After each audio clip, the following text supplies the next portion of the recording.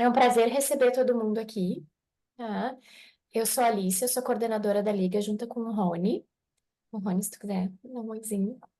É, é um Oi, prazer pessoal, enorme, bom dia a todo mundo. é um prazer enorme a gente poder compartilhar um pouquinho do que a gente tem visto aqui nos estudos da Liga. Acho que uma ideia é justamente a gente conseguir difundir conhecimento, né? Fazer uma psicologia científica e aprofundar coisas que às vezes a gente tem que estudar mais por fora mesmo, graduação não dá conta de tudo. Essa uma característica, então, um pouquinho da Liga. Então, é um prazer receber todo mundo aqui. Prazer em ter a nossa palestrante também disponível aqui para conversar com a gente, um assunto tão diferente, tão interessante, e que eu acho que realmente preciso de alguém que consiga traduzir, digamos assim, né? Então, dando início, assim, ao nosso evento, né? Eu passo a palavra, então, para a apresentação da sociedade. Então, a gente vai ter um momentinho de conhecer um pouquinho a sociedade, né? Mas umas breves apresentações até a gente entrar no tema.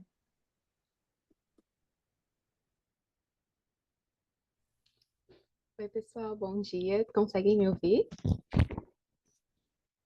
Meu nome é Kathleen, eu sou ligante, né, então aqui da Ler, e vou apresentar um pouquinho a sociedade, como a Alice trouxe. Antes, boas-vindas, né, vocês estão aqui, um bom evento para nós.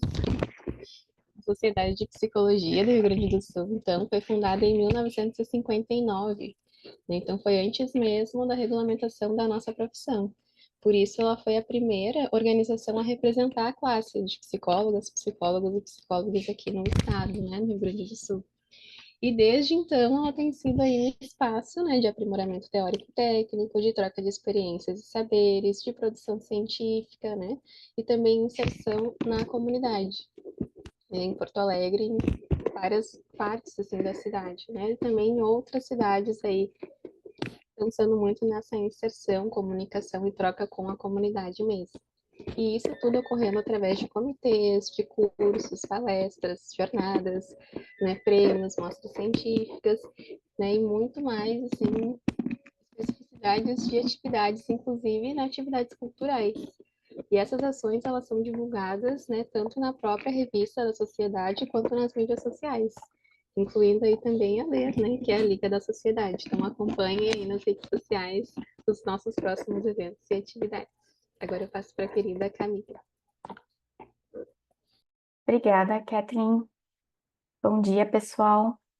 Então, a Liga de Estudantes e Recém-Formados, né, apoiada pela Sociedade de Psicologia do Rio Grande do Sul, tem como finalidade despertar o interesse e o aprofundamento teórico-prático de temas relevantes da psicologia e da cultura sócio-histórica atual. E também tem como objetivo social incentivar graduandos e recém-formados, né, no início das práticas na psicologia, oferecendo espaço para estudo, extensão e produção científica. Vou passar a palavra para minha colega Carolina, falar um pouquinho dos membros. Bom dia. Então, a Liga é composta, sejam todos bem-vindos, a Liga é composta pela coordenação principal, que é o Rony e a Alice. A gente tem 4 comissões, administrativa, científica, a de extensão e a de comunicação. A Kathleen é a coordenadora da administrativa, junto com as ligantes Gabriela e a Mariana. A científica tem eu, a Camila e a Isadora. Na extensão é a Patrícia, a Marilene e o Nicolas. Na comunicação, a Clara é a coordenadora, com o Matheus, com a Stefania e com a Maíra. Então, é composta pela gente e cada um tem uma função, mas a gente sempre trabalha em conjunto. Sejam bem-vindos no evento e vou passar para o Rony. Pessoal, bom dia. Que bom ter vocês aqui. Que bom ver a sala cheia, bastante gente interessada no tema. A gente fica realmente muito feliz. Estou aqui então para falar um pouquinho desse tema, né? Eu sou coordenador, como o pessoal disse antes, e a ideia da liga é que a gente seja bastante democrático na eleição dos nossos temas, né? Então a gente escolhe a cada trimestre um tema novo para a gente poder estudar. E a partir disso a gente faz uma votação. Então a gente está sempre estudando algo novo que a maior parte do grupo apoia e ali votou para que a gente começasse aquele tema, né?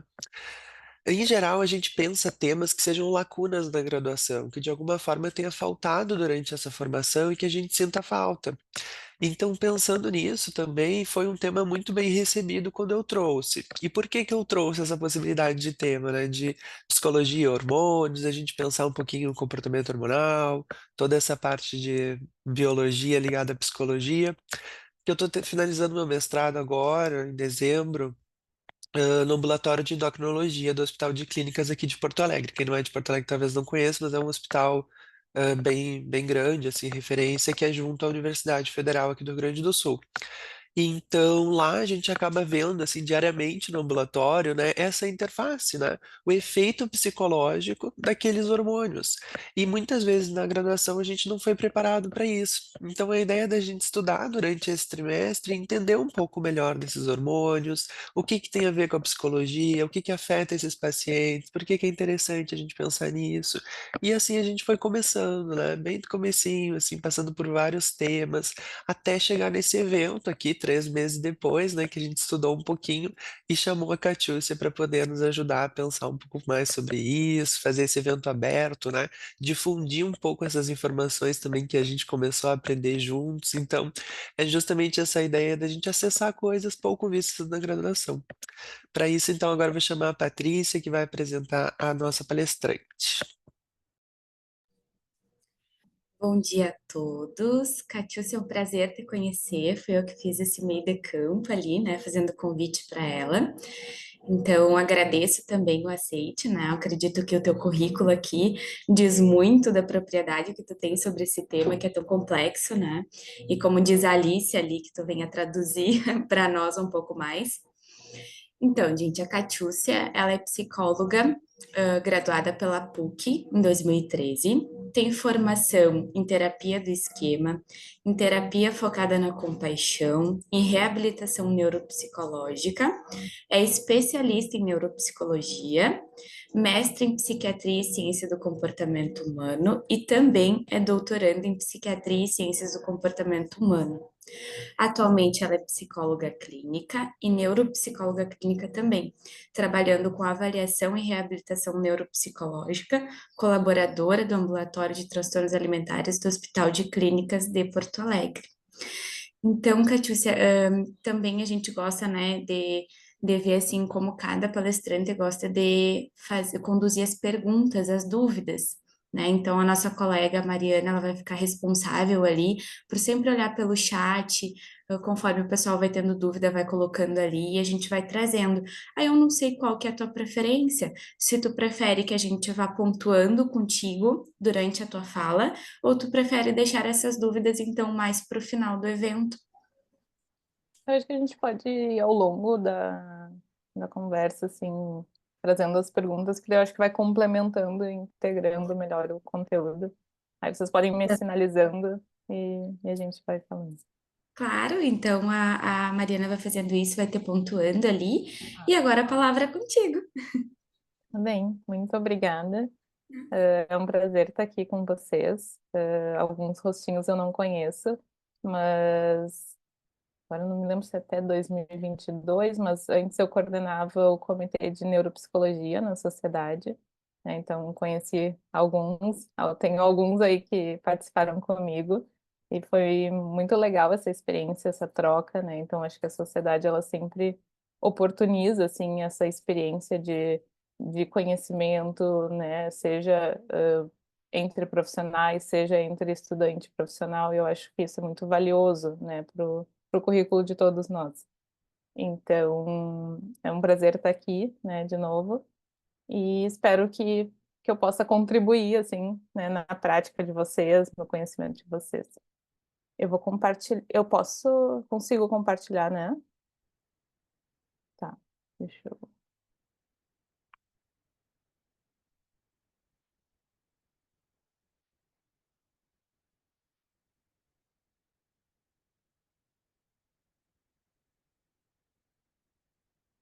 Hum,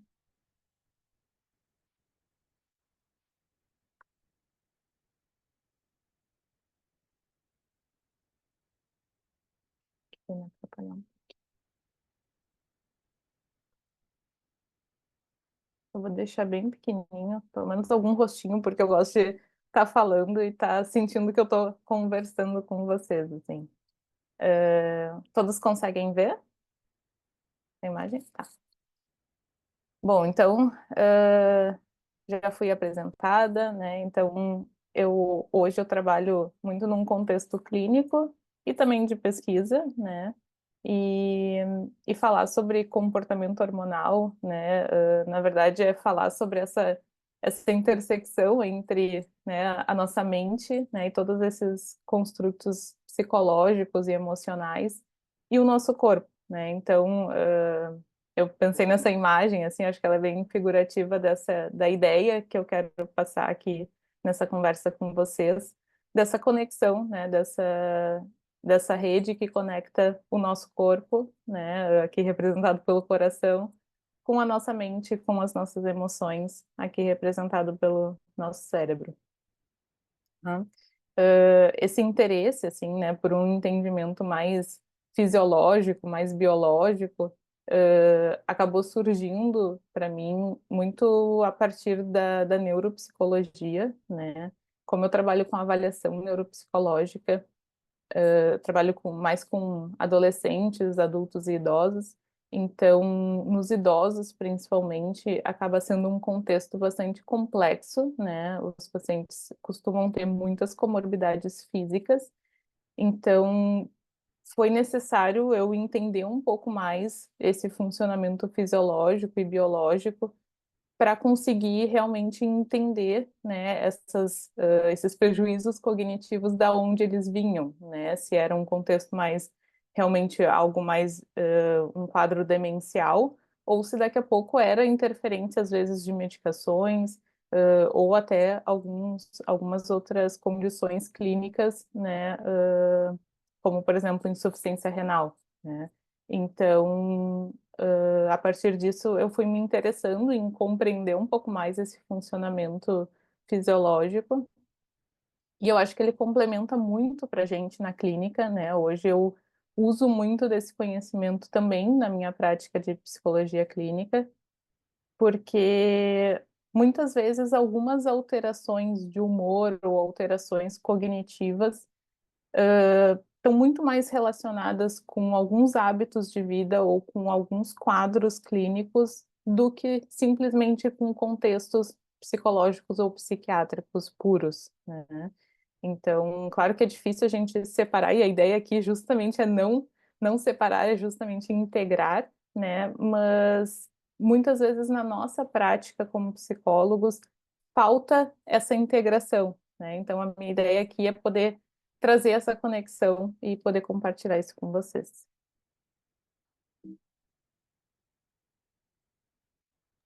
Pessoal, só aproveitar, desculpa, Catice, Uhum. te interromper um pouquinho, que as nossas presenças a gente vai computar a partir aqui de quem está na reunião. Então, a gente vai pedir só para o pessoal arrumar o nome, quem não está com o nome completo ou que está com abreviado, para a gente conseguir ter esse controle para depois enviar os certificados. Desculpa trazer isso Não, agora, tá? não, tranquilo. Bom, então vamos começar a entender, né, essa conexão e quando a gente fala de corpo, de cérebro, né, eu sempre acho importante trazer imagens, porque às vezes fica uma ideia muito abstrata, né, do que acontece internamente no nosso corpo. Então, eu trouxe essa imagem para a gente lembrar, né, que às vezes na nossa prática também a gente acaba esquecendo que o sistema nervoso ele não é só um cérebro, né? Quando a gente fala em sistema nervoso, a gente está incluindo um sistema nervoso central, que é o que a gente costuma falar mais, né, sobre esse encéfalo, né, sobre o nosso cérebro, mas que inclui também a medula espinhal. Mas também, né, a gente tem a participação do sistema nervoso periférico, que é super importante nessa comunicação, né, e nessa integração de informações do nosso sistema nervoso central com os nossos órgãos, né, com os nossos músculos. Então, esse sistema nervoso periférico, ele faz parte do sistema nervoso, né? Então, quando a gente fala de sistema nervoso, a gente fala dessas duas comunicações, do central com o periférico, tá? Então, no periférico a gente vai ter nervos cranianos, né? Os nervos, eles vão fazer esse processo de comunicação, né, do nosso encéfalo, né, com os nossos órgãos, nossos músculos, tá? Os gânglios nervosos, né, para quem não lembra muito bem parte de anatomia, enfim, quando a gente fala em gânglios, né, a gente está falando de um conjunto de corpo celular de neurônios, mas que está fora do sistema nervoso central. Então, sempre que se usa o termo gânglios, a gente está falando de um conjunto de corpo neuronal, só que fora desse sistema nervoso central. E que é importante ter esses gânglios, né, porque eles facilitam essa comunicação neuronal, né, entre o sistema nervoso central e periférico. Tá? Então, essa imagem é mais para a gente lembrar dessa comunicação, né, de como que ela realmente está estruturada. Uhum. E aí, para a gente entender um pouquinho mais, de forma detalhada, assim, o que que eu pensei de trazer para vocês, né? Fisiologia é algo muito amplo, né? E algo que também, por mais que eu estude algumas questões, eu não sou, né, uma grande referência em fisiologia, né? Eu sou psicóloga, lembrando sempre disso. Então, o que que eu acho que é principal, assim, a partir dos estudos que eu faço, assim, o que que eu acho que é o principal da gente entender melhor, né, para ver essa conexão entre corpo físico, né, e mente.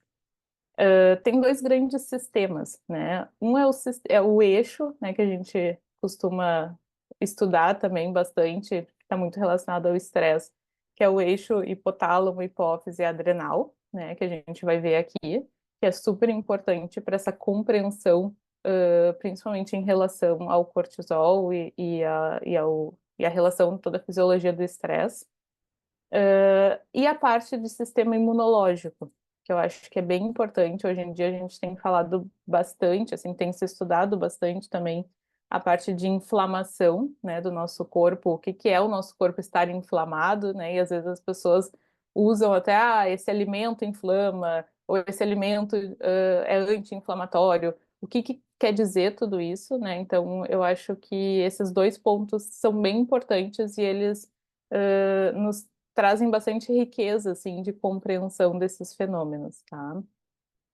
Mas vou começar com a parte, né, do que a gente está mais próximo, assim, que é esse eixo, né, do hipotálamo, hipófise e adrenal, que está relacionado ao estresse, né, e que ele ocorre, né, esse desfecho, assim, ele tem um ponto principal, assim, tem um lugar principal no nosso cérebro, que é no nosso sistema límbico, né? Então, o nosso cérebro, ele é separado de forma didática, assim, por sistemas, né? São áreas. E a gente tem, né, aqui nesse meio, essa parte que a gente chama desse sistema límbico, né? Que está incluído o hipotálamo, a amígdala, o hipocampo, né? Que a gente fala muito da região da memória. Então, é uma região muito importante de controle hormonal, né, e de comunicação com os nossos órgãos, né, principalmente órgãos que têm uma importância nessa regulação hormonal. Então, é aqui que começa, né, todo esse processo, tá? Então, mais para vocês entenderem, assim, a região, né, aqui está a amígdala, nesse roxinho. O hipotálamo, ele está bem aqui, né, bem próximo da amígdala. Essa bolsinha aqui, né, é a hipófise, né, ou pituitária, que a gente chama. E depois disso, né, então são liberadas informações para a nossa corrente sanguínea, né, ter então o nosso hormônio do cortisol, né, e ter todo esse processo da fisiologia do estresse. Eu vou passar um pouquinho, porque depois a gente vai voltar um pouquinho mais nisso, mas quando a gente fala em hormônio, né, a gente costuma, na psicologia, trazer muito a questão do estresse, mas tem um fato, assim, que tem ainda não se sabe exatamente essa relação dos hormônios, principalmente estrogênio e progesterona, mas tem vários estudos já trazendo essa relação do estrogênio e da progesterona com associação com sintomas depressivos, sintomas ansiosos, né? Em alguns casos, como por exemplo na esquizofrenia, tem alguns estudos que mostram que esses hormônios protegem a mulher, e talvez por isso que tenha um menor índice de mulheres com quadros psicóticos, né, na proporção homens e mulheres, mas esses hormônios eles estão mais relacionados com propensão à desregulação de humor, né, então por isso que acaba tendo uma predominância maior de mulheres, né, do que homens. Então, tem uma relação entre os hormônios, a gente chama de hormônios ovarianos, né, que são esses relacionados mais à reprodução, né, e ao funcionamento da mulher. Eu achei esse estudo, assim, bem interessante, assim, de trazer, porque muitas vezes a gente está, né, com um paciente pensando num contexto clínico, assim, né? A gente está com um paciente ali, uma mulher em torno dos 45, 50 anos, 55, e que ela já está num processo de menopausa, né? Que a gente sabe que a menopausa, ela ocorre em várias fases, assim, tem vários momentos, então a gente fala essa transição, né, da menopausa. E que muitas vezes esse momento, né, por gerar uma desregulação hormonal, principalmente relacionada à redução de estrogênio e de progesterona, pode aumentar, né, alguns riscos de quadros de humor, né, como depressão e quadros de ansiedade também. Mas aqui eu trouxe a questão da compulsão alimentar, né, ali no início, quando me apresentaram, falaram que eu colaboro ali no Hospital de Clínicas, né, no ambulatório. Hoje eu estudo mais sobre transtorno alimentar, né, então é o meu foco de estudo no meu doutorado. E, e tenho visto, assim, né, na população geral, um aumento, né, desses quadros de comer emocional, a gente chama de comer transtornado, quando não é um quadro de um transtorno alimentar, mas existe uma desregulação nesse controle alimentar. E, e eu recebo cada vez mais queixas, assim, de pacientes nessa fase dos 45, 50, né, com muitas queixas de compulsão alimentar. Então, não sei se faz sentido para a clínica de vocês, mas quando eu vi esse estudo, eu achei bem importante de trazer, porque às vezes a gente acaba olhando isoladamente por ser um quadro tão, tão clássico assim para a gente na clínica de compulsão alimentar ou depressão, né? E a gente acaba esquecendo de contextualizar, né, esses quadros com o momento, né, em que essa mulher está passando, né, um momento em que esses hormônios estão sendo, né, estão sofrendo algumas alterações em função desse processo da menopausa e que muitas vezes, né, tratar, né, essas questões hormonais pode, pode ser uma via de plano assim terapêutico. Claro que a gente não vai ser, né, os profissionais que vão tratar, mas a gente poder encaminhar e poder orientar, né, essa paciente faz bastante sentido, né, para um entendimento de plano terapêutico, né, e que às vezes a gente fica ali tão focado na compulsão alimentar, no controle do comportamento alimentar ou até mesmo da regulação do humor, e às vezes esquece que às vezes é um contexto clínico, né, fisiológico que está gerando esses sintomas, tá? Então, eu trouxe isso aqui muito para nos alertar, né? E aí, falando de sistema imunológico, né, quando eu comecei a estudar um pouco sobre o sistema imunológico, eu pensei assim, meu Deus, como que eu vou gravar? Eu tenho muita dificuldade de decorar coisas, né? Como que eu vou gravar o nome dessas citocinas e anticorpos, né? Como é que funciona? E parecia tudo algo muito abstrato, assim, para mim, né? Mas aos poucos eu fui tentando me familiarizar com esse sistema e hoje eu vejo, assim, como ele é importante e como tem sido, né, amplamente trabalhada essa questão do sistema imunológico e a relação com doenças, né, sejam elas psiquiátricas, ou até mesmo doenças autoimunes, né, doenças crônicas. Então, o que que é o sistema imunológico, né? Então, o sistema imunológico, ele é como se fosse as nossas forças armadas, né, que protegem o nosso corpo, e eles estão ali para combater, né, qualquer, indivíduo, né, que possa querer atingir, né, e desregular o nosso sistema, né, imune, né. E é importante a gente lembrar, assim, que existe uma certa diferença, assim, de proteção, né, dependendo do nosso sistema de órgãos, assim, e que a maior parte da nossa imunidade, ela fica no trato gastrointestinal, né, e talvez por isso que hoje em dia, assim, a gente tem ouvido falar cada vez mais de sensibilidades alimentares, né, intolerâncias alimentares, e isso é um sinal, né, que a gente precisa entender o que está acontecendo, né? Porque, claro que tem organismos, né, tem metabolismos que têm mais dificuldade de lidar com alguns alimentos, mas esse aumento, né, de pessoas sensíveis a alguns alimentos, né, nos chama a atenção, né, o que está acontecendo com o nosso sistema imunológico. Ele está dando um sinal, né? E o sistema imunológico, ele é mais potente no corpo. O sistema imunológico que é mais potente no nosso corpo, ele está no nosso cérebro.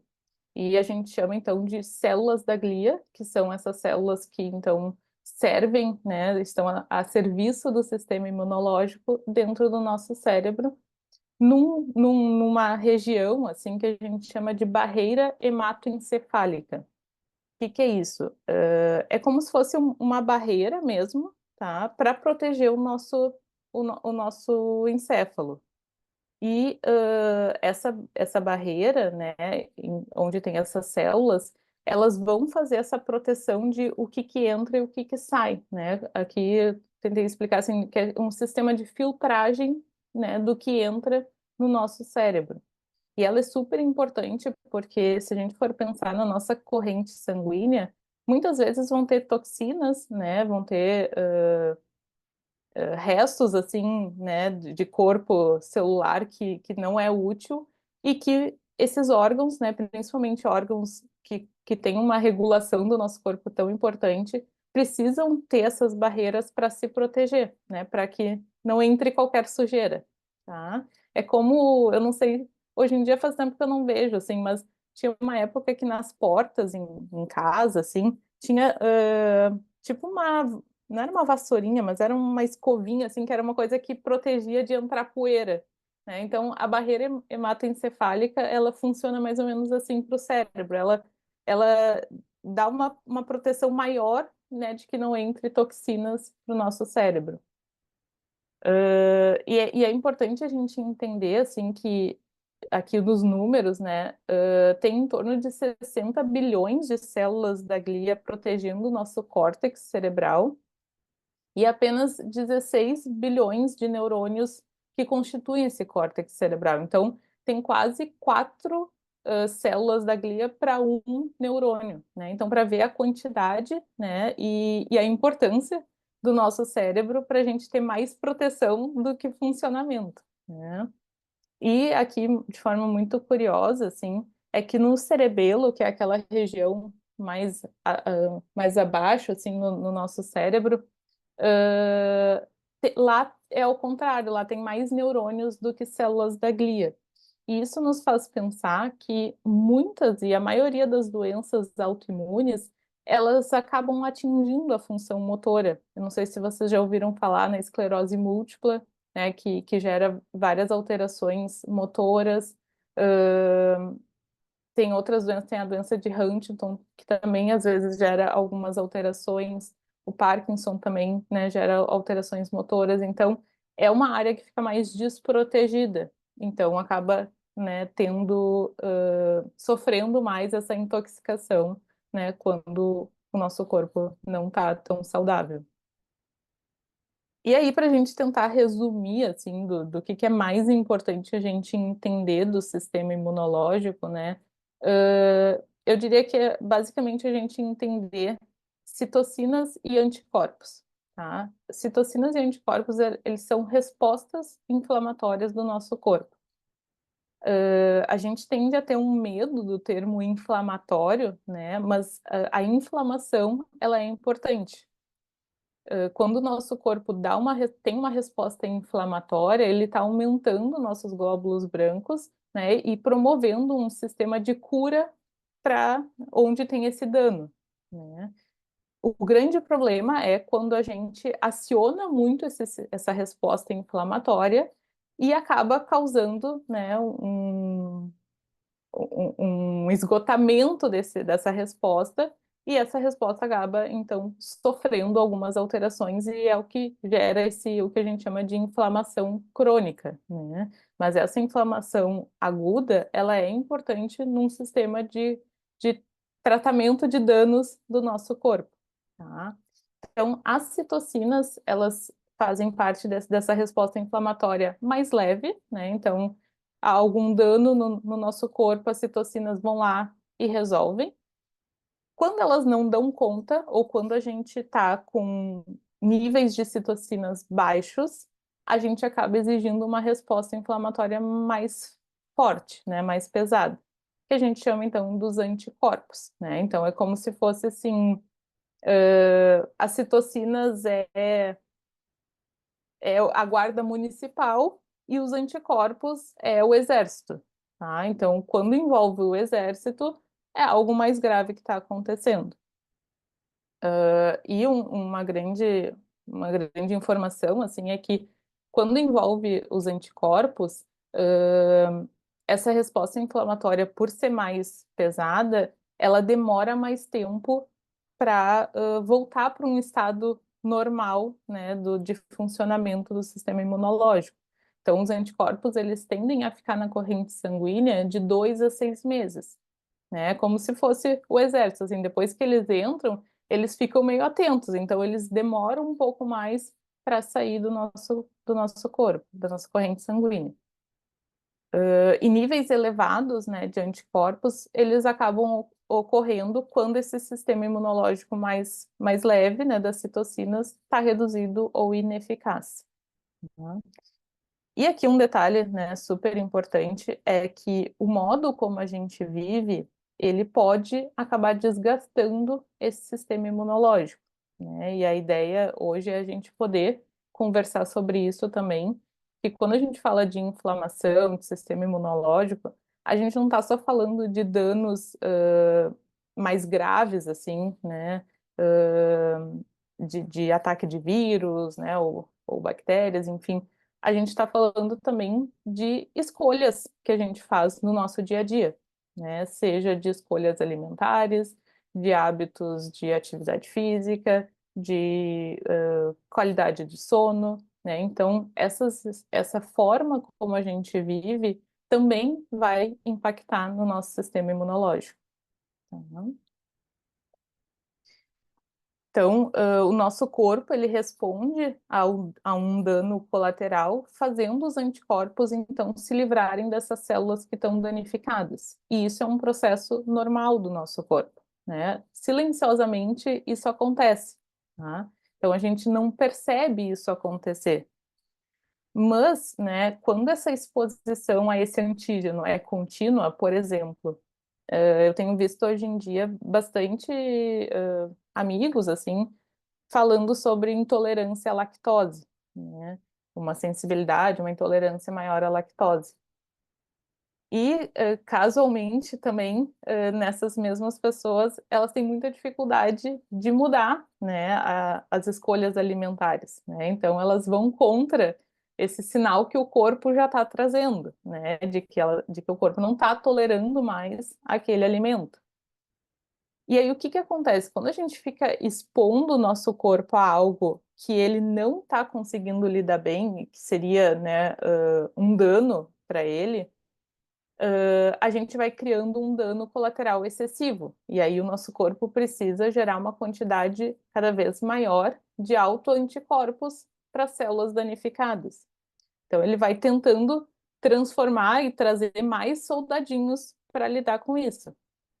E aí, quando a gente tem esses autoanticorpos elevados, né, para o nosso próprio tecido, para o nosso próprio organismo, isso vai criando mais inflamação. E aí, esse processo de mais anticorpos, né, acaba nos colocando nesse lugar nesse espectro que a gente chama autoimune, né, em que o nosso corpo já não sabe mais quem está ali para nos ajudar e quem está ali causando dano, porque gerou um excesso de informação, né? Então, a gente tem visto, né, cada vez mais pessoas com quadros, né, de doenças autoimunes, né? Aqui eu trouxe doenças que a gente considera doenças degenerativas também, mas que estão ligadas, né? Quando a gente entende a fisiologia dessas doenças, elas têm uma ligação com processos inflamatórios excessivos, né? O Alzheimer, a gente costuma falar que é a diabetes tipo 3, né? Tem uma relação muito forte das proteínas beta-amiloide com uma resistência à insulina, né? De que a resistência à insulina provocaria uma inflamação contínua, né? Então, quadros de pessoas que têm muitos picos de glicemia, né? E isso facilitaria esse processo de dano da proteína beta-amiloide e, né, estaria no entendimento, assim, do desenvolvimento do Alzheimer. No Parkinson, no câncer, doenças cardíacas, diabetes, esclerose múltipla, psoríase, artrite, lúpus, fibromialgia, né? São doenças que têm esse entendimento de um potencial de inflamação, né? Aqui, por exemplo, o câncer, a gente sabe que tem, né, uma carga genética bem importante, então aqui a gente não está desconsiderando outras causas, né, e outras associações, mas todas essas doenças elas acabam tendo alguma ligação com esse processo inflamatório excessivo, tá? E isso é importante a gente entender, porque quando o nosso corpo ele está lidando, né, com essa inflamação, no início a gente não se dá conta, né? Então, e mesmo assim, né, que nem eu estava falando desses amigos que têm essa intolerância à lactose, mesmo quando o corpo está dando sinal de que ele não aguenta mais, então assim, a pessoa tem diarreia, a pessoa tem distensão abdominal, a pessoa tem vários quadros, né, de que o corpo não está conseguindo dar conta daquele dano, a gente continua ainda expondo ele, né, a esse dano. Então, como é difícil, às vezes, a gente aceitar essas informações, né, e ouvir o nosso corpo no que ele está nos trazendo de informação. E isso, depois a gente vai falar um pouquinho de uma parte, assim, mais de intervenção, assim, do que a gente pode fazer com tudo isso como psicólogos, né, mas é um trabalho que talvez a gente precise melhorar, né, de conscientização, né, dos pacientes, assim como a gente fala do sistema de emoções, né, que as emoções são mensageiras, né, das nossas necessidades emocionais, esses sintomas do nosso corpo também são mensageiros de que algo não está bem internamente, né? Então, como é difícil para algumas pessoas, e daí a gente analisando, né, de uma forma mais de funcionamento psicológico, como é difícil para algumas pessoas fazer algumas mudanças ou respeitar essa mensagem que o corpo está trazendo e agir em prol dela, né? De, ok, esse alimento eu não vou conseguir comer, né? O que eu escuto muitas vezes dos pacientes é, mas eu não quero deixar de comer isso, né? E aí a gente precisa ter todo esse trabalho de conscientização, né? E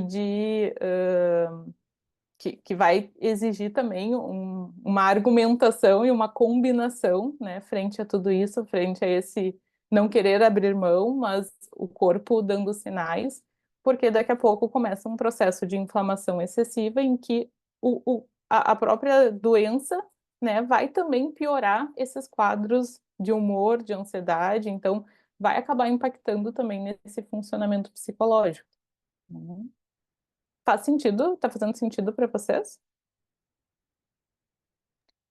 Kati, tem uma pergunta Claro. no chat da Carol. Ela colocou qual é, ou melhor, como a faxina do cérebro quando dormimos, esqueci o nome específico, funciona no sistema imunológico. Tá, a gente vai falar sobre sono depois. Essa eu vou deixar então para depois. Caso não fique claro, depois quando eu falar sobre sono, a gente retoma essa pergunta, pode ser?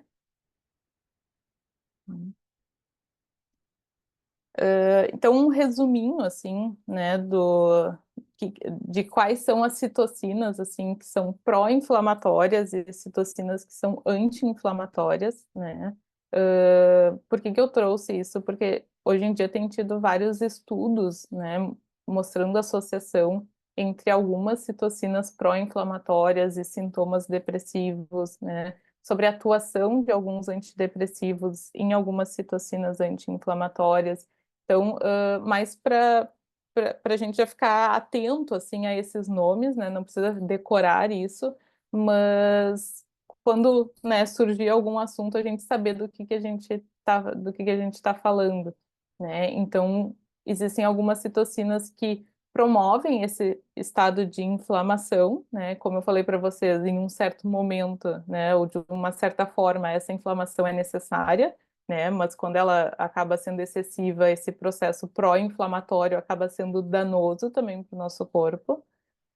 E as citocinas anti-inflamatórias são importantes para fazer essa regulação com esse sistema, né, pró-inflamatório. Então, exige um equilíbrio dessas citocinas no nosso corpo. E o que tem se visto, assim, de estudos é principalmente a citocina, que é essa IL-6, né, tem uma ligação, tem uma associação bem forte, assim, com sintomas depressivos, né, então, normalmente, pacientes com quadros depressivos têm um aumento dessa citocina pró-inflamatória, uhum. Então, mais para a gente entender um pouquinho o que é isso. Alguma dúvida sobre esse sistema inflamatório, sistema imune? Eu vou entrar agora um pouquinho mais no eixo que antes eu só toquei no assunto, só mostrei ali, mas vou entrar um pouquinho mais no eixo hipotálamo, hipófise adrenal. Tá? Como é que funciona, né, esse eixo? Deixa eu ver se eu... Então, aqui, né, aquela imagem que eu tinha trazido para vocês, a gente vai entender como que esse sistema acontece, tá? Então, ele começa, só para vocês terem uma imagem, assim, ele começa na amígdala, né? A amígdala, então, ela vai fazer esse processo, quando ela se ativa no sentido de identificar uma ameaça, né? Então, a amígdala, ela é uma área do nosso cérebro muito importante no sistema de luta e fuga, né? E se fala muito de uma memória emocional, né? Principalmente uma memória de medo, né? Mais localizada na amígdala. Então, a amígdala ela vai fazer todo esse trabalho de percepção de ameaças, né? Então, a amígdala se ativa e isso acaba estimulando uma resposta hormonal do hipotálamo, né? Ela estimula, então, essa resposta hormonal do hipotálamo, induzindo ele a liberar, né, o fator liberador de corticotropina, que é o CRH, né? Então, esse CRH, ele vai ser a forma de mensagem que o hipotálamo vai passar para a hipófise, do tipo, tem uma ameaça aqui, né? Então, daí estimula a hipófise ou pituitária a liberar o hormônio que é o ACTH na corrente sanguínea, que é para poder se comunicar com as nossas glândulas, né? Então, chega até as glândulas adrenais esse ACTH sinalizando existe um risco, existe uma ameaça, precisamos agir, né? Quando chega nas glândulas adrenais, então, ela libera o hormônio cortisol, né? Que é a forma de resposta corporal ao estresse. Tá? Então, esse é o caminho, né, que acontece desse eixo hipotálamo, hipófise adrenal, que vem lá então da amígdala, sinalizando esse potencial de ameaça, estimulando então o hipotálamo a responder, né, a isso, porque daí ele conversa com a hipófise então libera um hormônio para conversar com as glândulas adrenais, que então liberam o cortisol, né, e a gente tem uma resposta corporal ao estresse. Simultaneamente a isso, né, por isso que a gente fala, o nosso corpo ele é muito complexo, né, as coisas não acontecem de forma assim tão em cadeia, assim, né, mas simultaneamente a isso, o hipotálamo ele vai atuar diretamente sobre o sistema nervoso autônomo para que ele desencadeie imediatamente uma reação ao estresse, né. O corpo, então, ele vai ser preparado para a reação de luta e fuga, através de uma via dupla. Então, porque se a gente for pensar assim, tem um leão na minha frente, né? Preciso fazer alguma coisa. Preciso ou enfrentar ele ou fugir. Eu não posso ficar pensando muito, ou eu não posso esperar toda essa comunicação, para eu poder ter uma reação. Então, o nosso corpo ele tem uma resposta que é uma resposta mais nervosa, mais muscular, né? De curta duração, que tem o comprimento de um neurônio mais curto, assim, de resposta, de passagem de informação, e a gente vai ter uma resposta endócrina, daí hormonal, de maior duração. Então, existem essas duas vias de resposta, né, ao estresse, tá? Porque a gente precisa de uma ação, mas ao mesmo tempo o nosso corpo está sofrendo várias alterações. Então, isso é um pouco mais lento, mas a nossa resposta a essa situação estressora precisa ser mais rápida, tá? E aqui isso é bem importante a gente entender, porque quando a gente fala de transtornos de ansiedade, transtorno de estresse pós-traumático, a gente fala de alterações nesse eixo também, né? No momento em que, num transtorno de ansiedade generalizada, por exemplo, tudo é uma ameaça, tudo é uma preocupação, eu tô sempre gerando esse processo de resposta no meu corpo, né? Então, isso acaba gerando, né, de novo, assim como lá no sistema imunológico acontece, isso acaba gerando uma desregulação nesse sistema, né? Eu sempre uso a ideia do interruptor de luz, assim, né? Que é se eu ficar ligando, desligando, ligando, desligando, ligando, desligando, ligando, desligando, ele vai uma hora pifar, né? E quando a gente fala de transtornos de ansiedade, a gente fala desse sistema de ficar ligando e desligando muito rapidamente e desse excesso, né, de demanda que acaba acontecendo. Então, esse eixo, né, HPA ou HHA, ele vai exercer um papel fundamental, né, nessa resposta aos estímulos externos e internos, né, incluindo os estressores psicológicos. E o que a gente, quando a gente pensa em estresse, né, a gente costuma associar a grandes eventos, né? Mas, na verdade, hoje em dia, né, a gente tem um estilo de vida muito estressante, né? Tanto do ponto de vista psicológico, como hoje em dia do ponto de vista ambiental, né? A gente está sofrendo diversas catástrofes, né, e diversos eventos naturais, e que isso para algumas pessoas, né, e para alguns contextos é ainda pior, porque leva a essa sensação de menos controle, né, sobre essas situações mais ambientais, mais fenômenos da natureza, e gera mais estresse, né? Então, antigamente, né, essa nossa resposta ao estresse, ela era mais pontual, né? A gente tinha a nossa ameaça era muito mais física, né? Pegando os nossos antecessores, assim, né? A nossa ameaça era muito mais física, né? Do que emocional. Hoje em dia, ser rejeitado é um estresse psicológico. Hoje em dia, ser criticado é um estresse psicológico.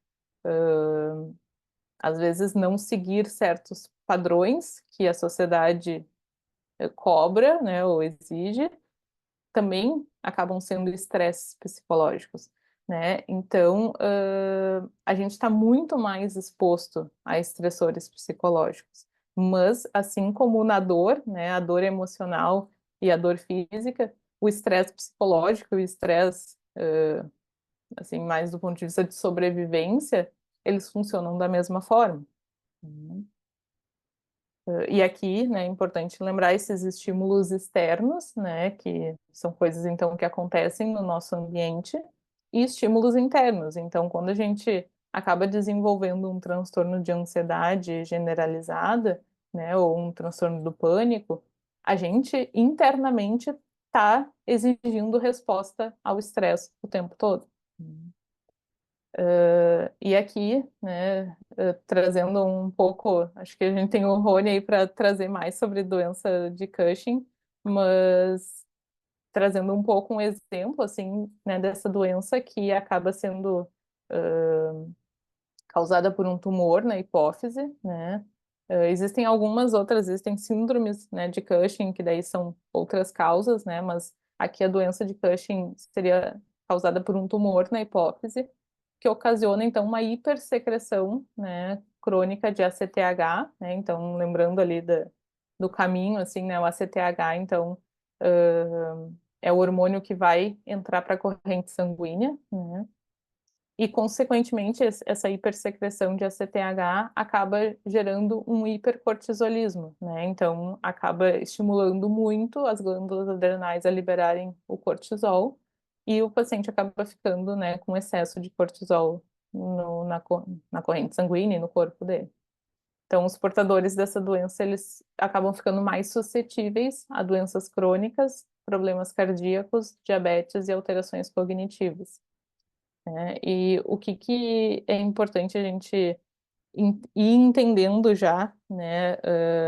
Eu tentei seguir uma certa lógica, assim, para que vocês conseguissem ir construindo esse entendimento, mas vocês começam a ver que tanto questões imunológicas, né, do sistema imunológico, quanto questões, né, desse eixo hipotálamo, hipófise adrenal, todos eles geram grandes problemáticas e grandes doenças que acabam sendo metabólicas, crônicas, né, e afetando, né, tanto questões mais físicas quanto questões mais cognitivas, né? Isso é justamente essa ideia que eu quero que vocês vão percebendo. Tem alguma pergunta?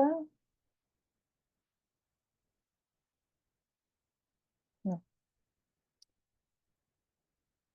Então, o estresse, né, mais propriamente dito, né, ele está relacionado a essas altas taxas de cortisol, né, isso quando a gente fala desse estresse crônico, né, que acabam desregulando, então, esse eixo, né, da hipotálamo, hipófise e adrenal, e promovendo um aumento, né, muitas vezes na ingestão de alimentos de alta palatabilidade e na deposição de gordura, né, devido à interação com vários componentes endócrinos. Então, quando a gente está sob esse efeito de altas taxas de cortisol, né, isso acaba desregulando outras questões, né, como, por exemplo, a procura, né, por alimentos mais palatáveis, né, e mais calóricos, e também a questão, quando o nosso corpo está estressado, nosso corpo está também inflamado, né? Lembrando que estresse é um dano celular, então ele acaba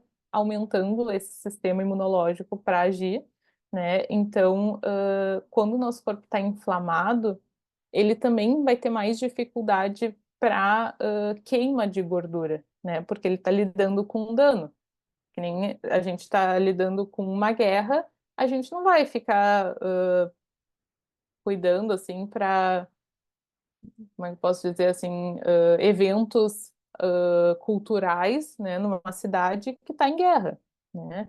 Então, a questão do emagrecimento, né, é algo que eu acho que é bem importante, porque também acho que é uma queixa comum no consultório, né, no atendimento de qualquer psicólogo.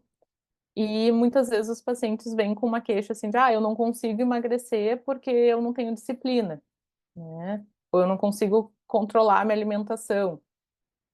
E a questão do emagrecimento, ela é muito mais complexa, né? E se a gente for pegar aqui só uma lente, assim, só na questão do estresse, né? A gente já vê várias problemáticas, né? Como, por exemplo, essa questão da busca por alimentos mais palatáveis e mais calóricos, né? Como uma forma de compensação, tá? Do nosso sistema. Essa dificuldade de queima de gordura, né? Porque o nosso corpo está lidando com um dano celular. Então, muitas vezes esses glicocorticoides eles podem diminuir, né, essa comunicação entre o glicocorticoide e outros hormônios, pode acabar diminuindo a produção de hormônios tiroidianos, né, e com isso diminuindo essa taxa de metabolismo basal da tireoide e favorecendo esse ganho de peso. Então, às vezes, essa comunicação com esses hormônios da tireoide que pode estar atrapalhando, né, essa questão da perda de peso.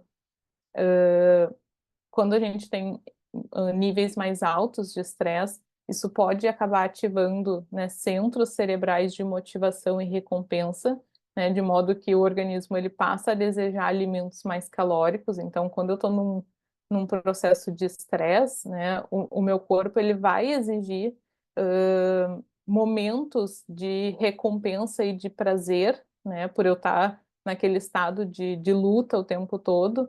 E isso faz com que a minha busca por alimentos, a gente sabe que tem uma relação muito forte entre alimentação e regulação emocional, né? Então, muitas vezes a pessoa acaba buscando alimentos mais calóricos para dar conta, né, de todo esse transtorno interno que tá acontecendo.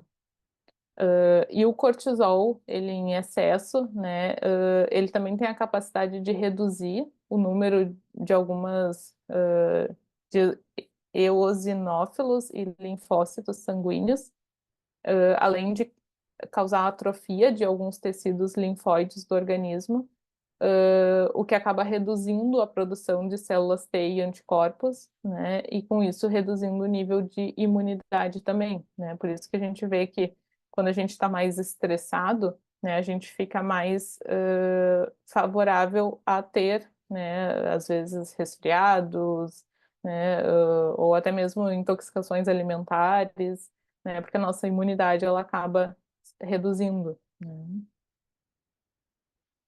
E aqui, eu acho que o melhor exemplo, didático, assim, sobre estresse é usando, né, o exemplo das zebras. Não sei quem conhece, assim,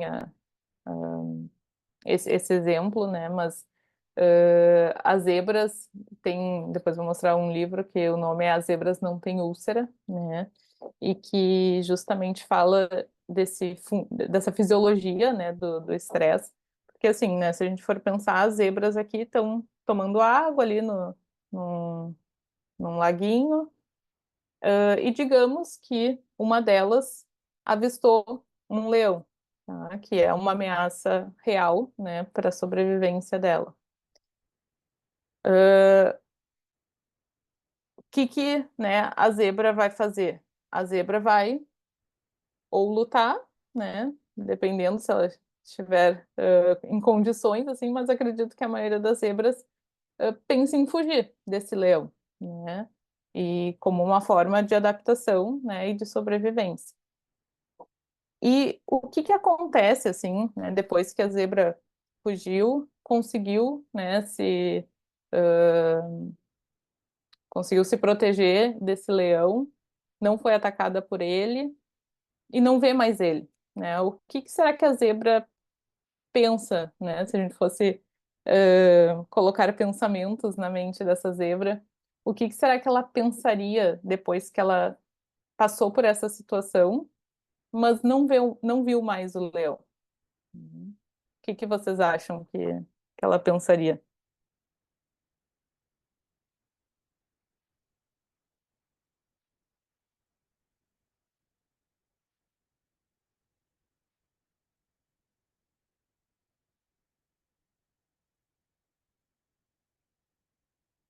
Ela tá a salvo, tá tranquila.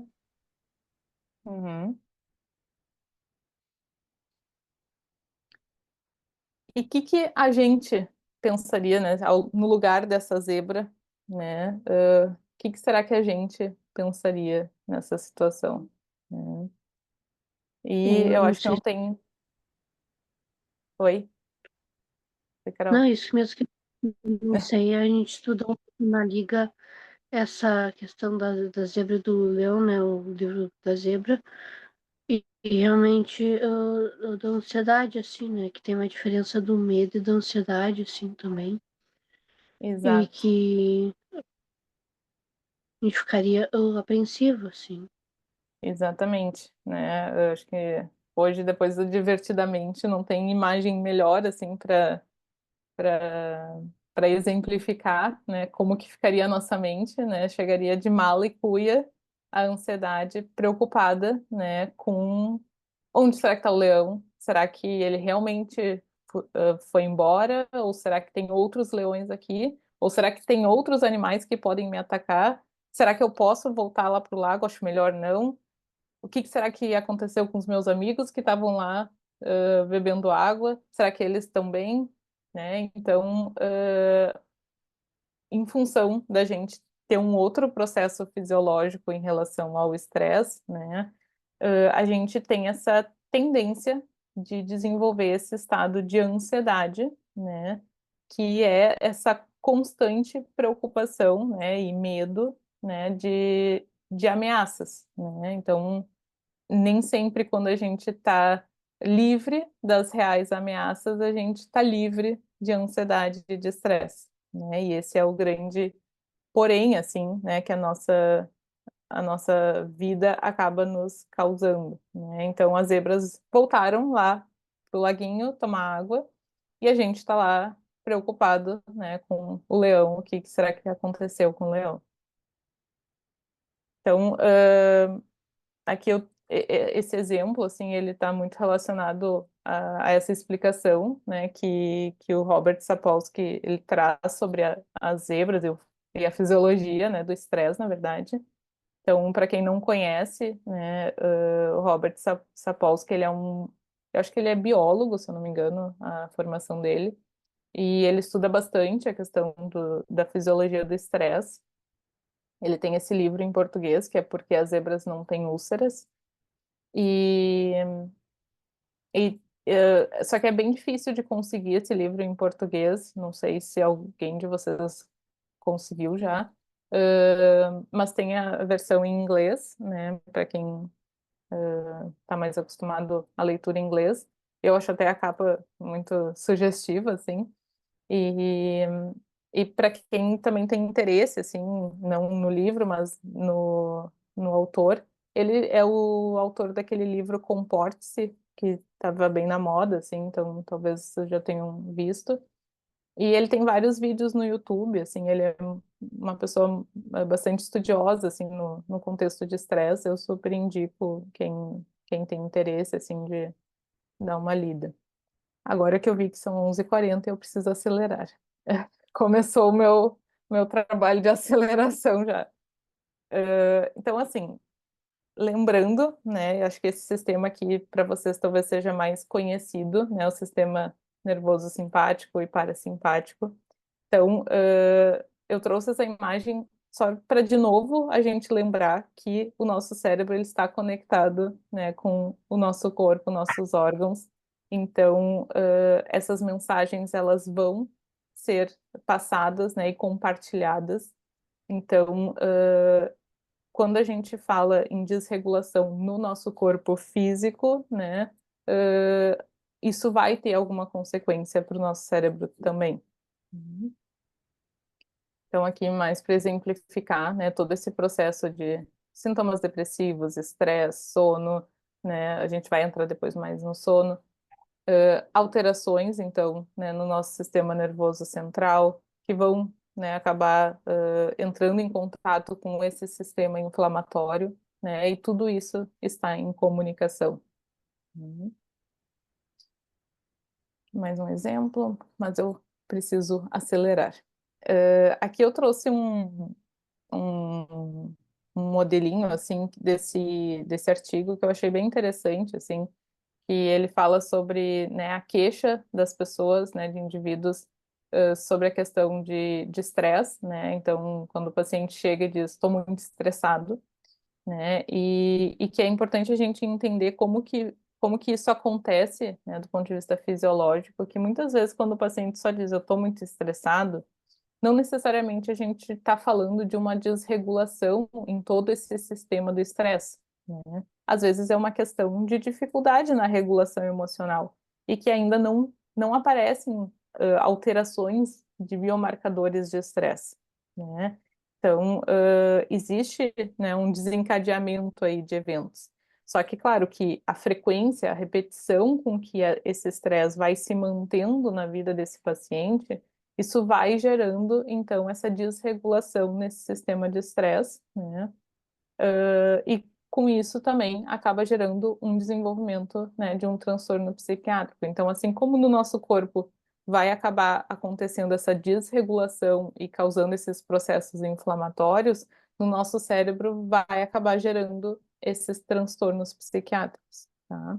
Claro que aqui eu estou sendo bastante sucinta nessas explicações, mas a gente sabe que é algo bem complexo quando a gente fala de transtorno psiquiátrico, a gente fala de uma predisposição genética, a gente fala de fatores desencadeantes, então eu não quero resumir assim de uma forma muito muito simplória assim, mas só para explicar para vocês que assim como o nosso corpo, né, gera esses processos inflamatórios, o nosso cérebro também vai acabar gerando esses danos, né, e que muitas vezes acaba, então, né, levando ao desenvolvimento de alguns transtornos.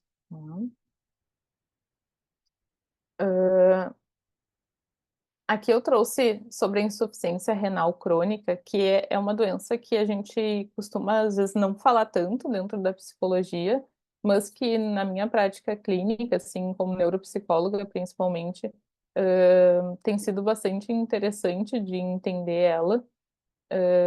A gente sabe que quadros de insuficiência renal costumam afetar mais idosos, né? Então tem a questão da idade avançada. E a gente, quando a gente fala de idade avançada, a gente fala também de comorbidades, né? Então, normalmente, pacientes com insuficiência renal crônica ou já tiveram um AVC ou têm uma predisposição maior a desenvolver um AVC, costumam ter alguns problemas cardiovasculares, diabetes, né? Então, algumas alterações metabólicas. A insuficiência renal crônica, ela é uma progressão, né, de uma insuficiência renal. Então, existem 5 estágios, né? E que esse progresso é a partir dessa falha nessa filtragem de toxinas dos rins, né? E é importante a gente entender isso, assim, que essa filtragem das toxinas feita pelos rins, quando ela falha, ela acaba afetando o sistema nervoso central. Lembram que eu falei daquela barreira hematoencefálica? Essa barreira hematoencefálica, ela sofre bastante dano desses processos inflamatórios. Então, quando a gente tem muita inflamação, a gente vai gerando como se fosse cavocando nessa barreira hematoencefálica.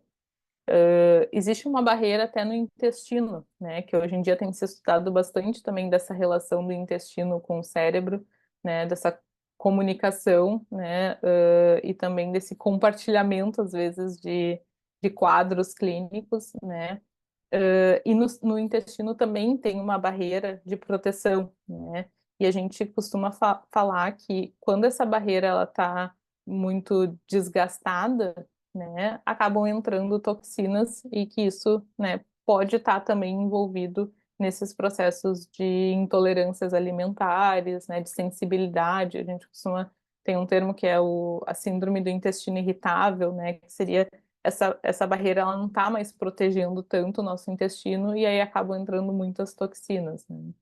Então, mas voltando aqui para a insuficiência renal, essa filtragem das toxinas pelos rins falhando, né, isso acaba levando mais toxinas na nossa corrente sanguínea e afetando mais o nosso sistema nervoso central, né? Então, aqui, tanto a questão da inflamação, destruindo um pouco essa barreira hematoencefálica, quanto esses rins que não estão mais filtrando tanto as toxinas, né, acaba gerando esse problema das toxinas entrarem, né, no nosso cérebro. E é bastante comum, né, pacientes com insuficiência renal crônica apresentarem alguns domínios cognitivos prejudicados, como memória, concentração, velocidade de processamento, né? E às vezes isso costuma ser mais nos estágios, né, 3, 4 e 5, mas às vezes nos estágios iniciais já aparecem alguns déficits de função executiva, né? Então, para a gente lembrar de novo dessa comunicação, né, dos nossos órgãos e o quanto interfere, né, essas doenças mais clínicas, com o nosso cérebro, nosso funcionamento cognitivo e emocional.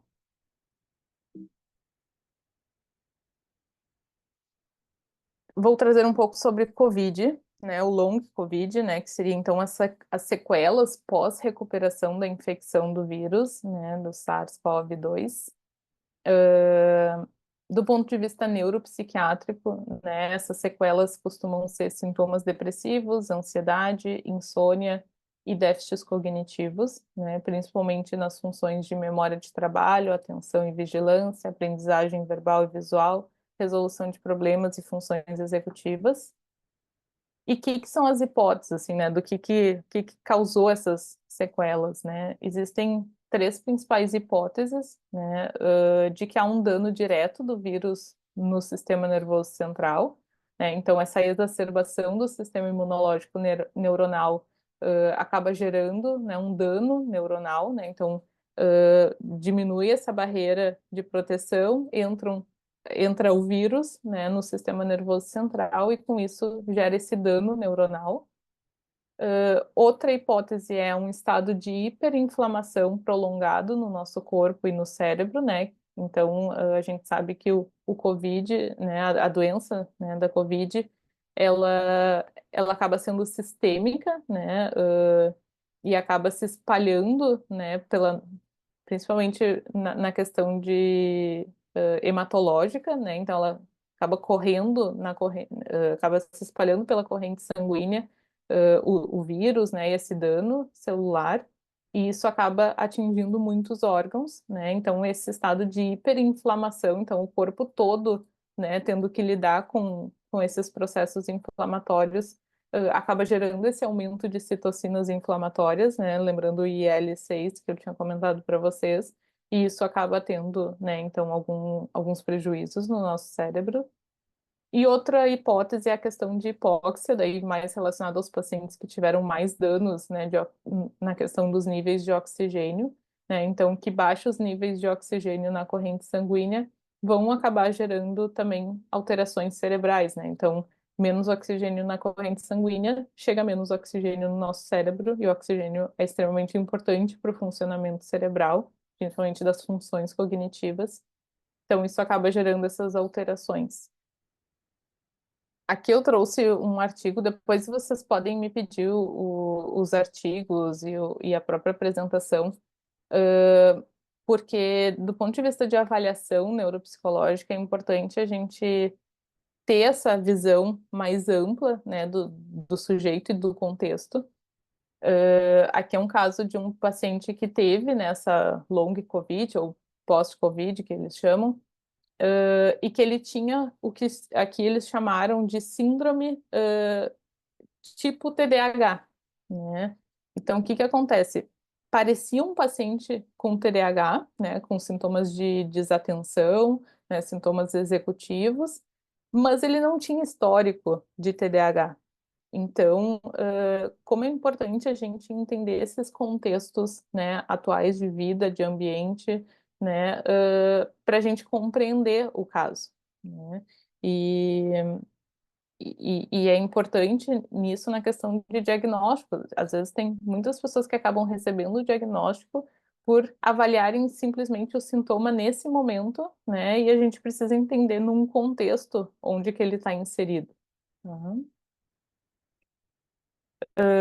Aqui eu trouxe um outro termo, assim, que costuma estar bastante associado com outras doenças, que é o brain fog, que é uma ideia assim de um nevoeiro mental, né? Que é um termo utilizado para descrever a experiência individual, né, das pessoas quanto a esse prejuízo no funcionamento cognitivo.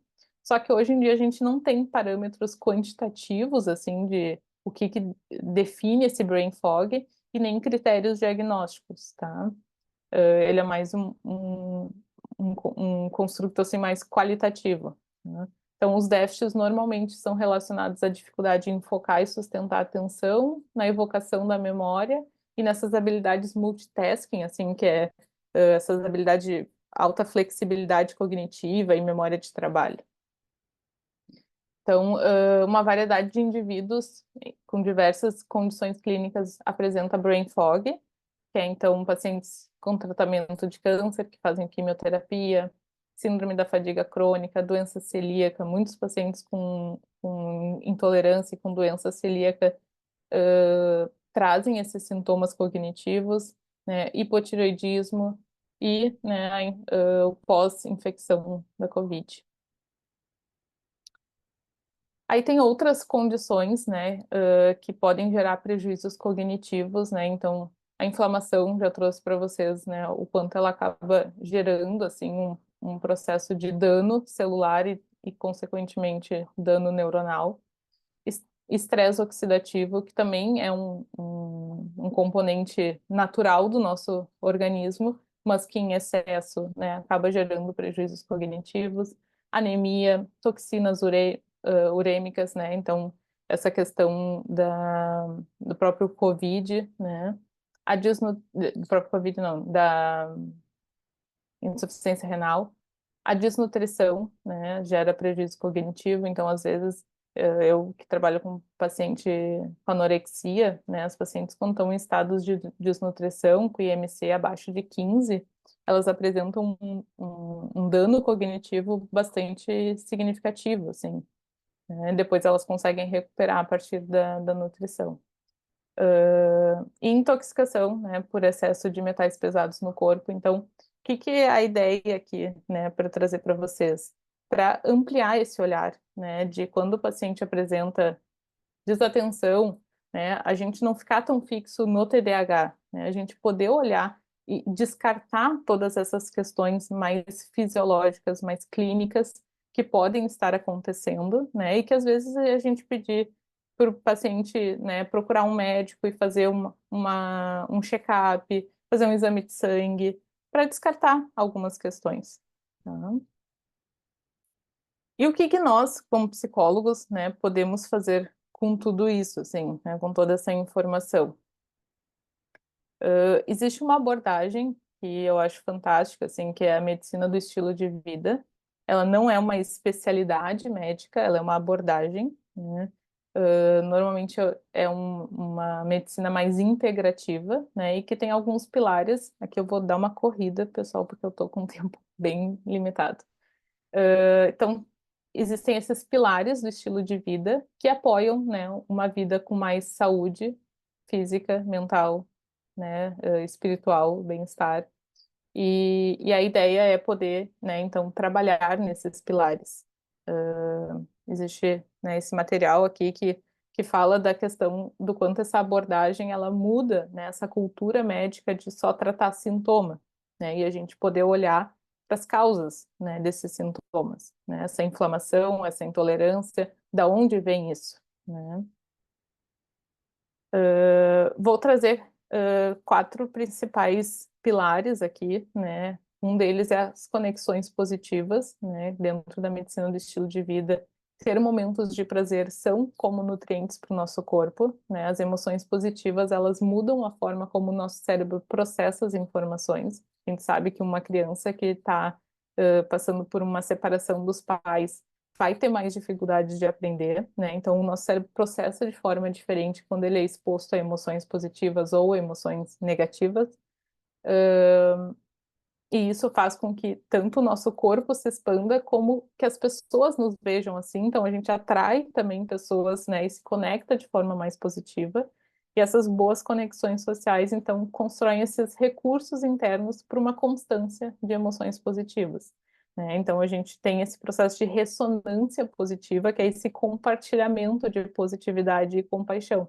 E isso gera uma sincronicidade biológica, né? Então, essa ressonância positiva, ela acaba sendo um comportamento de saúde, né? Porque ela melhora a nossa saúde física, ela reduz sintomas de doença crônica, nos dá mais anos de vida e mais saúde mental. Sono, né? Que foi abordado. Sono, ele é extremamente importante, tá?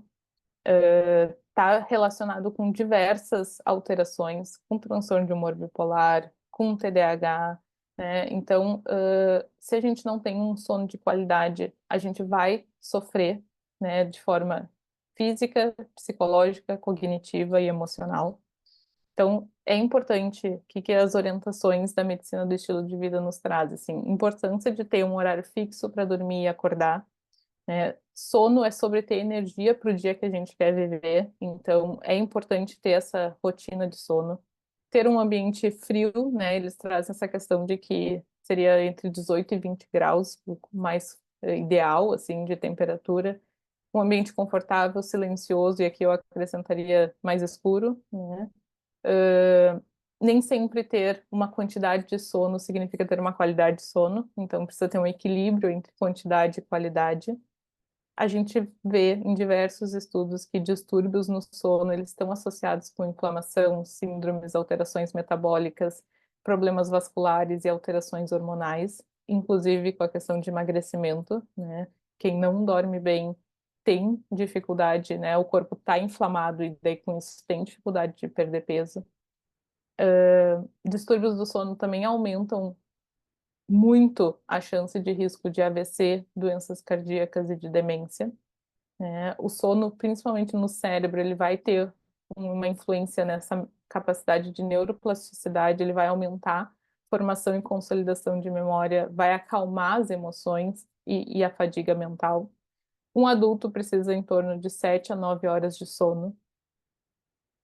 O ideal é evitar cochilos, né? Principalmente que estejam perto da hora de dormir. Dormir somente à noite é o padrão ouro, né, de qualidade de sono.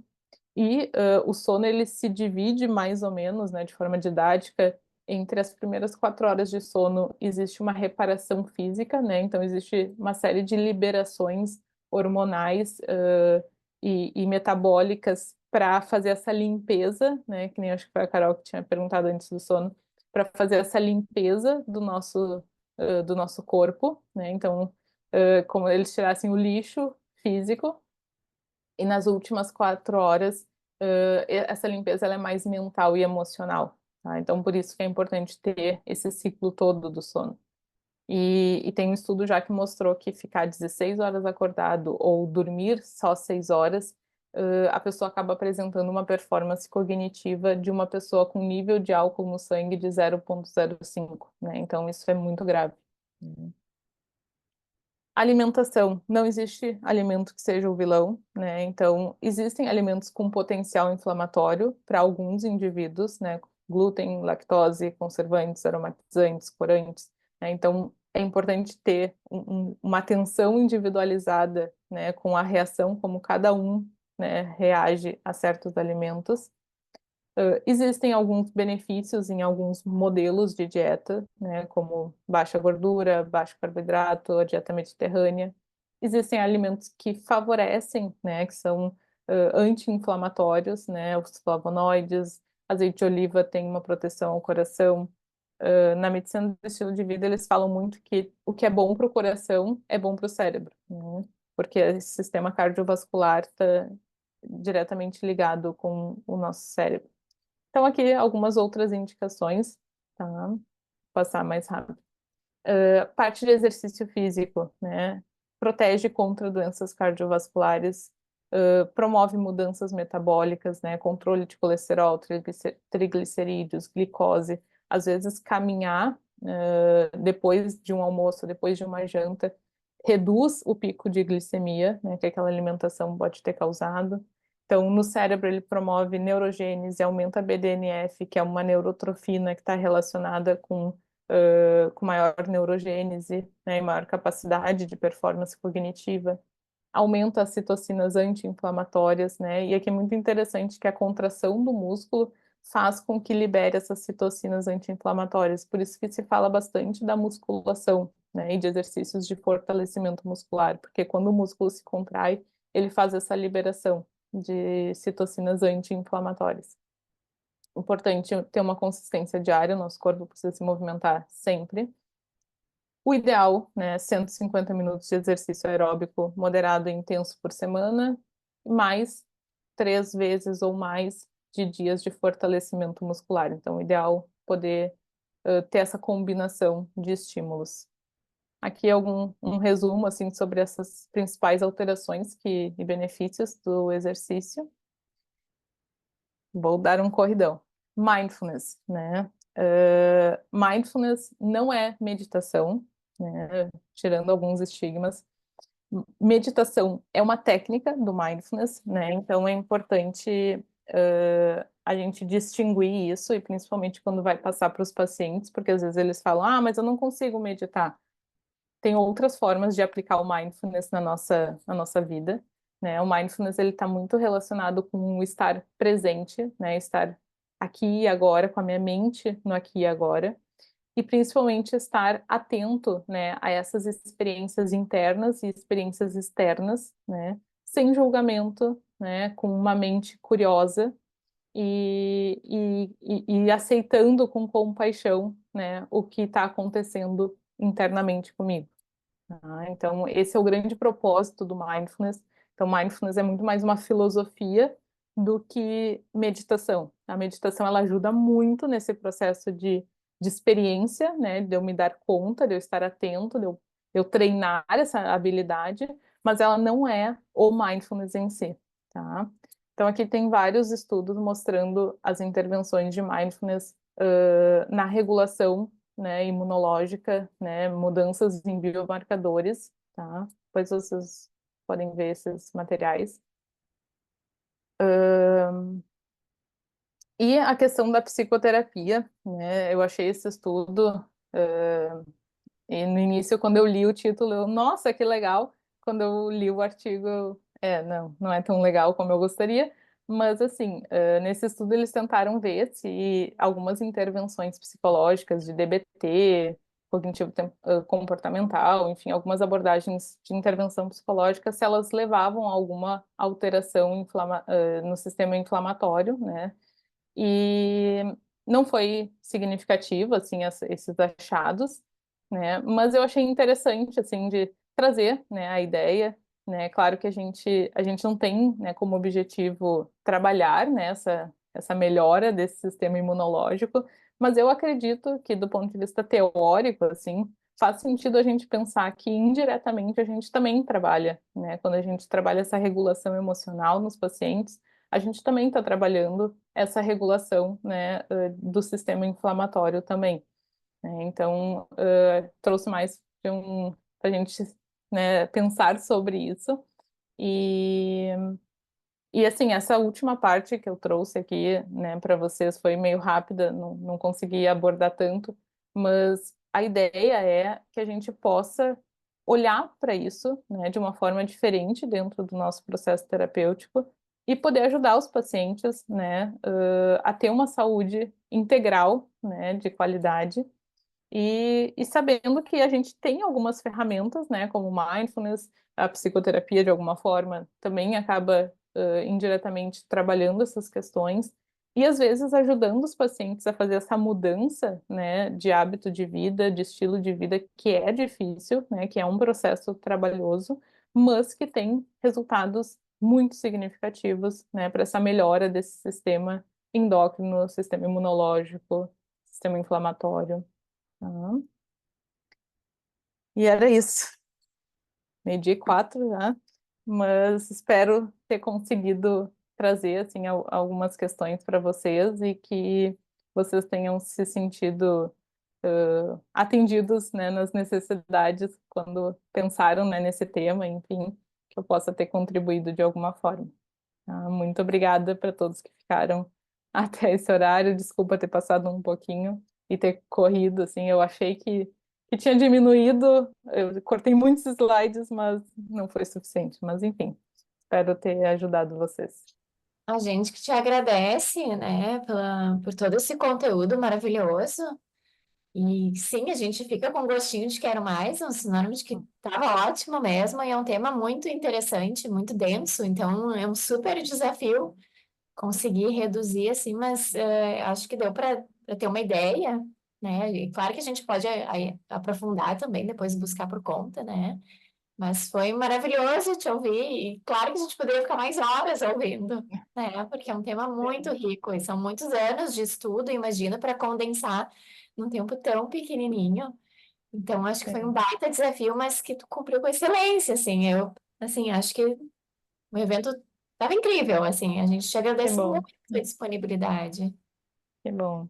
Eu não sei É se um assunto, às Kati, vezes, um pouco mais difícil, assim, né, de trazer. Então, eu busco trazer imagens, né, para a gente poder localizar todo esse funcionamento, mas que bom que ajudou vocês. acho que falo por todos, Kati, quando eu digo que encerro o nosso tema assim com chave de ouro. É ótimo poder te ouvir. Eu acho que coroa assim esse trimestre de estudo, né? Tu trouxe ali justamente o livro da Porque as Zebras Não Têm Úlcera, né? Um livro que a Uhum. gente citou, que a gente estudou. Uhum. Então, acho que contemplou muito assim o que a gente buscava. Tu fala de uma forma maravilhosa. Sou muito teu fã assim declarado mesmo. Acho teu trabalho muito bom, te admiro muito. Então, foi realmente muito bom ter podido te ter aqui nessa manhã e poder te ouvir. Acho que todos nós ficamos com esse sentimento de quero mais, assim, né? De que a gente podia te ouvir por horas. Muitos elogios ali no chat, mas só te agradecer mesmo. Que bom, obrigada. Eu Então vou tá, pessoal. dizendo, eu ia ler uns elogios aqui, Kátia, estão te elogiando bastante, né? Falando sobre a tua fala sobre Ok. neuroanatomia, pedindo, né? A Letícia pediu também o teu contato, né? E falando também que a tua fala foi muito necessária. Então a gente te agradece também, né? Pela fala, pela palestra, né? Que a gente tem muito que aprender. E que o pessoal também ficou bem envolvido, né? Com as coisas e os conteúdos que tu trouxe. Que bom. E acho que é um assunto encantador mesmo, assim, eu confesso que essa parte da medicina do estilo de vida me conquistou muito, assim, e eu acho que promove mudanças também muito significativas para os nossos pacientes, né? Então, que bom, assim, né, todo mundo ter se conectado com o assunto e ter se interessado.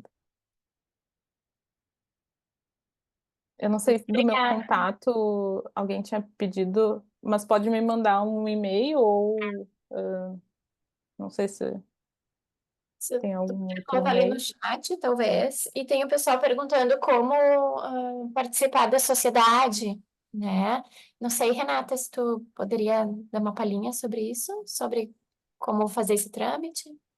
Que legal, gente, que vocês estão interessados. Pessoal, eu acho que em algum momento a Alice colocou o contato da própria sociedade, né? Então, para ter informações de associação e funcionamento, só fazer contato diretamente com a secretaria pelo WhatsApp. Nas redes sociais também tem e-mails, todas as informações, né? O nosso site também. Quem quiser esclarecer, dar mais uma olhadinha antes mesmo de falar com a secretaria também tá lá. Mas a gente tem duas categorias, né? De estudante e profissional. Então, né, quem fizer contato, só falar, né, a sua categoria para a secretaria, pedir as informações, e aí, sendo sócio, né, pode participar de todas as atividades, né? Claro, eu não sei se o interesse for da liga, tem que esperar abrir a seleção, né? Que a liga tem esse pré-requisito, assim, né, de ter alguns pontos, né, para avaliar para entrada. Era a cada semestre, segue assim, gente? Ah, então tá bem, né? Mas para os comitês não tem data, não tem uma seleção, né? A pessoa demonstra o interesse, faz contato com o coordenador e aí passa a fazer parte, né? A gente tinha, assim, um comitê com a Catiúcia, que era maravilhoso, né? Atualmente não está acontecendo, né? A gente não tem o de neuropsicologia, mas a gente tem outros 12, né? Além da Liga.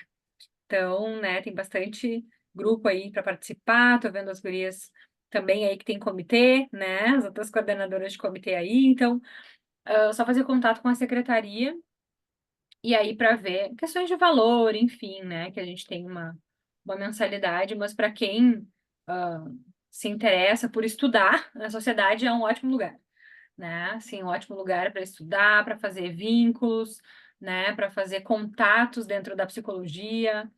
Então, né, a gente fica bem feliz de saber, principalmente, então, que tem gente interessada, né, de conhecer, de fazer parte, né, a gente aqui, né, todos, como conheço a maioria, sei do orgulho que sentem de fazer parte, eu também tenho muito orgulho disso.